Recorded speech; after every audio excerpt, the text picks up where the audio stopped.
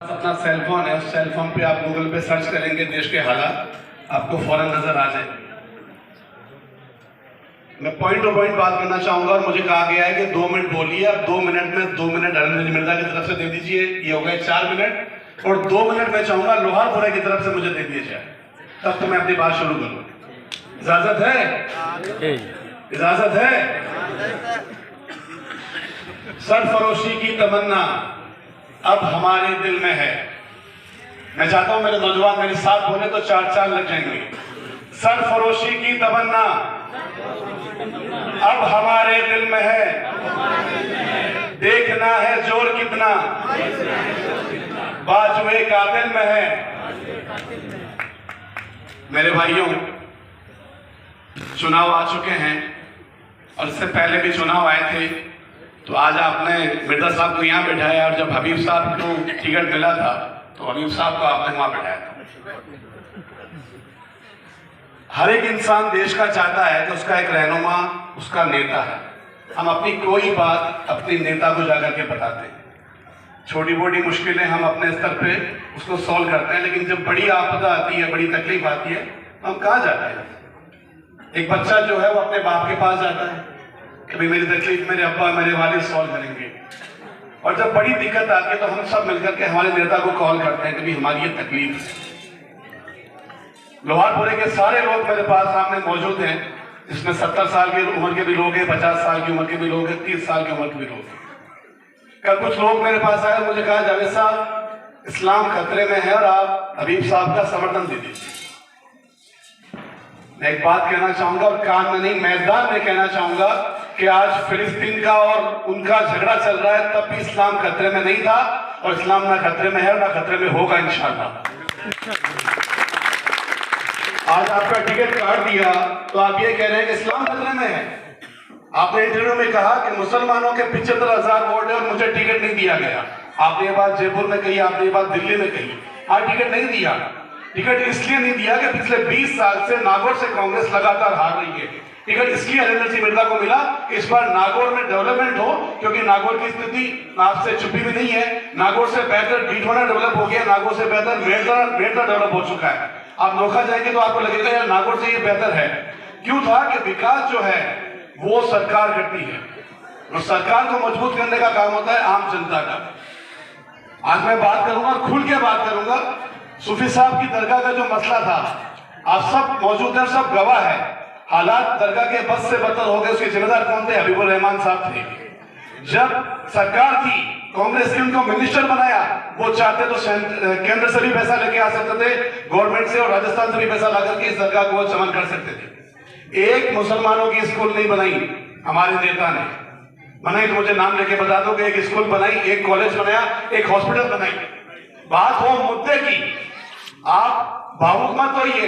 मुसलमान के नाम पे हमारा आदमी नहीं है वो। अगर वो हमारा आदमी होता तो आज हमारी स्थिति इतनी बदतर नहीं होती। आप विचार कीजिएगा मेरी बात को।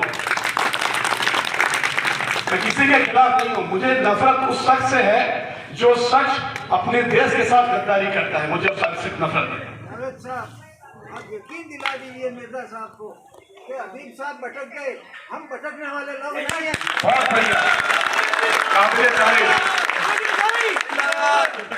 बहुत बहुत आपका शुक्रिया, आपने मेरी बात को समझा।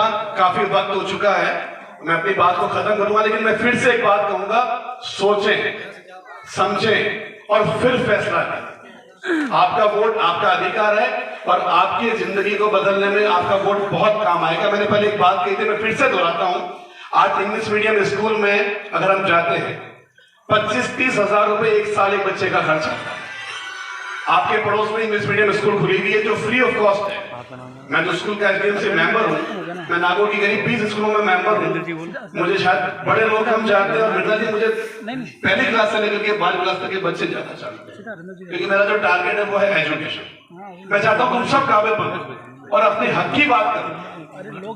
कोई भी जीते, किसी से कोई फर्क नहीं पड़ता। जब फिरौन आगे चला गया, हमारे फर्क नहीं पड़ा, तो आज हरिंदर जी आएंगे तो हमारे फायदा ही होगा इंशाल्लाह, नुकसान नहीं होगा।